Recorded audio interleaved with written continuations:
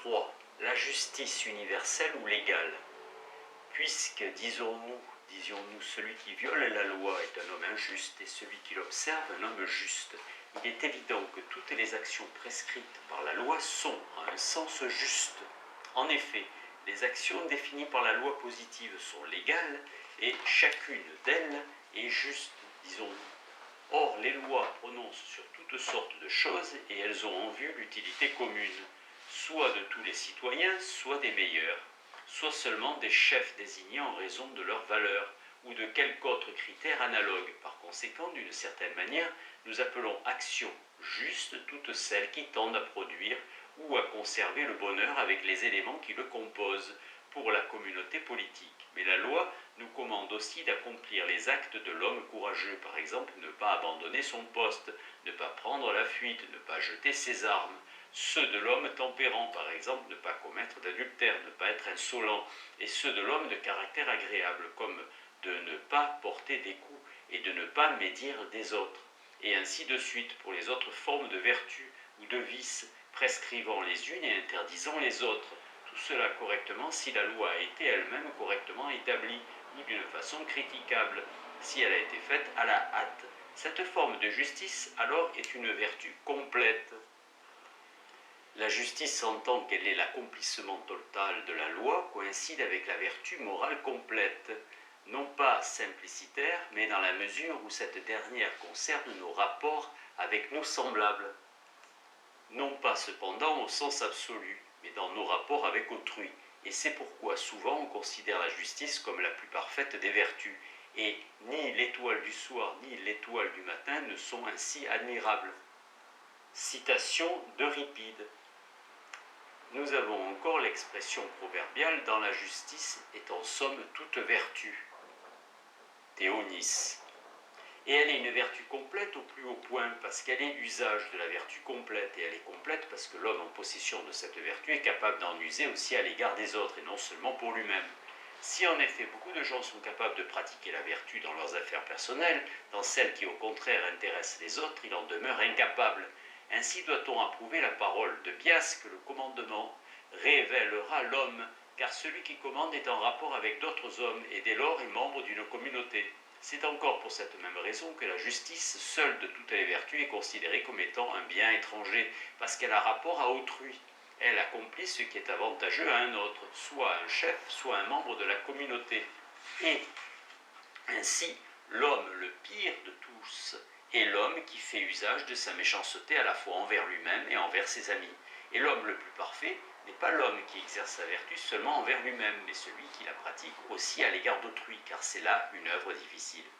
Cette forme de justice, alors, n'est pas une partie de la vertu, mais la vertu tout entière, et son contraire, l'injustice, n'est pas non plus une partie du vice, mais le vice tout entier. Quant à la différence existant entre la vertu et la justice, ainsi comprise, elle résulte clairement de ce que nous avons dit. La justice est identique à la vertu, mais sa acuité n'est pas la même. En tant que concernant nos rapports avec autrui, elle est justice, et en tant que de telle sorte de disposition, en tant que telle sorte de disposition pure et simple, elle est vertu. 4. La justice spéciale ou particulière. Mais ce que nous recherchons de toute façon, c'est la justice, qui est une partie de la vertu, puisqu'il existe une justice de cette sorte, comme nous le disons. Et pareillement, pour l'injustice, prise au sens d'injustice particulière, l'existence de cette forme d'injustice est prouvée comme suit. Quand un homme exerce son activité dans la sphère des autres vices, il commet certes une injustice, tout en ne prenant en rien plus que sa part. Par exemple, l'homme qui jette son bouclier par lâcheté, ou qui, poussé par son caractère difficile, prononce des paroles blessantes, ou qui encore refuse un secours en argent par lésinerie. Quand au contraire, il prend plus que sa part, souvent son action ne s'inspire d'aucun de ces sortes de vices, encore moins de tous à la fois, et cependant il agit par une certaine perversité, puisque nous le blâmons. Et par injustice, il existe donc une autre sorte d'injustice, comme une partie de l'injustice totale, et un injuste qui est une partie de l'injuste totale de cet injuste contraire à la loi. Autre preuve, si un homme commet un adultère en vue du gain et en retirant un bénéfice, tandis qu'un autre agit ainsi par concupiscence, déboursant même de l'argent et y laissant des plumes, ce dernier semblerait être un homme déréglé, plutôt qu'un homme prenant plus que son dû, tandis que le premier est injuste, mais non déréglé. Il est donc évident que ce qui rend ici l'action injuste, c'est qu'elle est faite en vue du gain. Autre preuve encore, tous les autres actes injustes sont invariablement rapportés à quelque forme de vice particulière. Par exemple, l'adultère au dérèglement, l'abandon d'un camarade de combat à la lâcheté, la violence physique à la colère. Mais si au contraire l'action est dictée par l'amour du gain, on ne la rapporte à aucune forme particulière de perversité, mais seulement à l'injustice. On voit ainsi qu'en dehors de l'injustice au sens universel, il existe une autre forme d'injustice, qui est une partie de la première et qui porte le même nom, du fait que sa définition tombe dans le même genre, l'une et l'autre étant caractérisées par ce fait qu'elles intéressent nos rapports avec autrui. Mais tandis que l'injustice, au sens partiel, a rapport à l'honneur ou à l'argent, ou à la sécurité, ou quel que soit le nom dans lequel nous pourrions englober tous ces avantages, et qu'elle a pour motif le plaisir provenant du gain, l'injustice prise dans sa totalité a rapport à toutes les choses sans exception, qui rentrent dans la sphère d'action de l'homme vertueux. 5. La justice totale et la justice particulière. Qu'ainsi donc il existe plusieurs formes de justice, et qu'il y en ait une qui soit distincte et en dehors de la vertu totale, c'est là une chose évidente. Quelle est telle et quelle est sa nature? C'est ce que nous devons comprendre. Nous avons divisé l'injuste en le contraire à la loi, et l'inégal et le juste en le conforme à la loi. Et l'égal, au contraire à la loi, correspond l'injustice au sens indiqué précédemment. Mais puisque l'inégal et le contraire à la loi ne sont pas identiques, mais sont autres comme une partie et autres que le tout, car tout inégal est contraire à la loi, tandis que tout contraire à la loi n'est pas inégal. L'injuste et l'injustice, au sens particulier, ne sont pas identiques à l'injuste et à l'injustice au sens total, mais sont autres que, et sont à leur égard comme les parties au tout, car l'injustice sous cette forme est une partie de l'injustice totale, et pareillement la justice de la justice totale. Il en résulte que nous devons traiter à la fois de la justice particulière et de l'injustice particulière, ainsi que du juste et de l'injuste pris en ce même sens. La justice au sens où elle est coextensive à la vertu totale et l'injustice correspondante, qui sont respectivement l'usage de la vertu totale ou du vice total à l'égard d'autrui, peuvent être laissées de côté. Quant à la façon dont le juste et l'injuste répondant à ces précédentes notions doivent être distingués à leur tour, c'est là une chose manifeste. On peut dire en effet que la plupart des actes légaux sont ceux qui relèvent de la vertu prise dans sa totalité, puisque la loi nous prescrit une manière de vivre conforme aux diverses vertus particulières et nous interdit de nous livrer aux différents vices particuliers. Et les facteurs susceptibles de produire la vertu totale sont ceux des actes que la loi a prescrits pour l'éducation de l'homme en société. Quant à l'éducation de l'individu comme tel, qui fait devenir simplement homme de bien, la question se pose de savoir si elle relève de la science politique ou d'une autre science. Et c'est là un point que nous aurons à déterminer ultérieurement. Car sans doute n'est-ce pas la même chose d'être un homme de bien et d'être un bon citoyen de quelques États. De la justice particulière et du juste qui correspond, une première espèce est celle qui intervient dans la distribution des honneurs, ou des richesses, ou des autres avantages qui se répartissent entre les membres de la communauté politique. Car dans ces avantages, il est possible que l'un des membres ait une part ou inégale ou égale à celle d'un autre. En Grèce, le citoyen se considère comme un actionnaire de l'État, admis à participer à ses bénéfices et à ses largesses. Il n'est contribuable qu'en seconde ligne.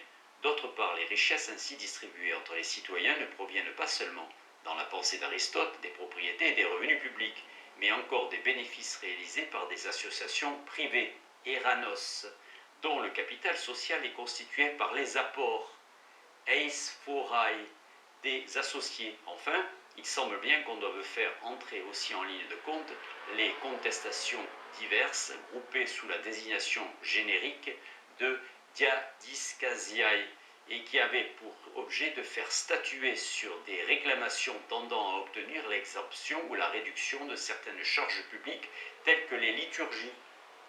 Et une seconde espèce est celle qui réalise la rectitude dans les transactions privées. Cette justice corrective comprend elle-même deux parties. Les transactions privées, en effet, sont les unes volontaires et les autres involontaires. Sont volontaires les actes tels qu'une vente, un achat, un prêt de consommation, une caution, un prêt à usage, un dépôt, une location. Ces actes sont dits volontaires parce que le fait qui est à l'origine de ces transactions est volontaire. Les actes involontaires, à leur tour, les uns sont clandestins, tels que vol, adultère, empoisonnement, prostitution, corruption d'esclaves, assassinat par ruse, faux témoignage. Les autres sont violents, tels que voies de fait, séquestration, meurtre, vol à main armée, mutilation, diffamation, outrage. 6. La justice distributive, médiété proportionnelle. Et puisqu'à la fois l'homme injuste est celui qui manque à l'égalité et que l'injuste est inégal, il est clair qu'il existe aussi quelques moyens entre ces deux sortes d'inégal. Or, ce moyen est l'égal, car en toute espèce d'action, admettant le plus et le moins, il y a aussi l'égal. Si donc l'injuste est inégal, le juste est égal, et c'est là, sans autre raisonnement, une opinion unanime. Et puisque l'égal est moyen, le juste sera un certain moyen. Or, l'égal suppose au moins deux termes. Il s'ensuit nécessairement non seulement que le juste est à la fois moyen, égal et aussi relatif, c'est-à-dire juste pour certaines personnes, mais aussi qu'en tant que moyen, il est entre certains d'extrêmes, ils sont le plus et le moins. Qu'en tant qu'égal, il suppose deux choses qui sont égales, et qu'en tant que juste, il suppose certaines personnes pour lesquelles il est juste. Le juste implique donc nécessairement au moins quatre termes, les personnes pour lesquelles il se trouve en fait juste, et qui sont deux, et les choses dans lesquelles il se manifeste au nombre de deux également. Et ce sera la même égalité pour les personnes et pour les choses, car le rapport qui existe entre ces dernières, à savoir les choses à partager, est aussi celui qui existe entre les personnes. Si les personnes sont égales, les parts seront égales, et si les personnes sont inégales, les parts seront inégales, le juste consistant à traiter inégalement des facteurs inégaux. Si en effet les personnes ne sont pas égales, elles n'auront pas des parts égales, mais les contestations et les plaintes naissent quand, étant égales, les personnes possèdent ou se voient attribuer des parts non égales, ou quand les personnes n'étant pas égales, leurs parts sont égales. On peut encore montrer cela en s'appuyant sur le fait qu'on tient compte de la valeur propre des personnes. Tous les hommes reconnaissent en effet que la justice dans la distribution doit se baser sur un mérite de quelque sorte, bien que tous ne désignent pas le même mérite. Les démocrates le faisant consister dans une condition libre. Les partisans de l'oligarchie sont soit dans la richesse, soit dans la noblesse de race, et les défenseurs de l'aristocratie dans la vertu. Le juste est par suite une sorte de proportion, car la proportion n'est pas seulement une propriété d'un nombre formé d'unités abstraites, mais de tout nombre en général, la proportion étant une égalité de rapport et supposant quatre termes au moins. Que la proportion discontinue implique quatre termes, cela est évident, mais il en est de même aussi pour la proportion continue, puisqu'elle emploie un seul terme comme s'il y en avait deux, et qu'elle le mentionne deux fois. Par exemple, ce que la ligne A est à la ligne B, la ligne B l'est à la ligne gamma. La ligne B est donc mentionnée deux fois, de sorte que si l'on pose B deux fois, il y aura quatre termes proportionnels. Et le juste donc implique quatre termes au moins, et le rapport entre la première paire de termes est le même que celui qui existe entre la seconde paire, car la division s'effectue d'une manière semblable entre les personnes et les choses. Ce que le terme A alors est à B, le terme gamma le sera à delta, et de là, par interversion, ce que A est à gamma, B l'est à delta. Et par suite aussi, le rapport est le même pour le total à l'égard du total. Or, c'est là précisément l'assemblage effectué par la distribution des parts. Et si les termes sont joints, de cette façon, l'assemblage est effectué conformément à la justice. A pour alpha, B pour bêta.